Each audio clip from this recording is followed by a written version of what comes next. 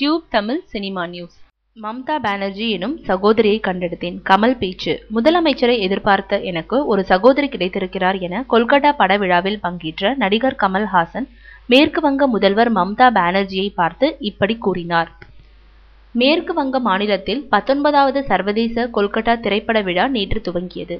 இதன் துவக்க விழாவில் மேற்கு வங்க முதல்வர் மம்தா பானர்ஜியுடன் அமிதாப் பச்சன், கமல்ஹாசன், ஷாருக் கான் உள்ளிட்ட பல திரைப்பிரபலங்கள் கலந்து கொண்டனர். விழாவினை முதல்வர் மம்தா குத்துவிளக்கு ஏற்றி துவக்கி வைத்தார். விழாவில் பேசிய கமல்ஹாசன், இப்போதுதான் முதல்வர் மம்தா பானர்ஜியை நேரில் பார்க்கிறேன்.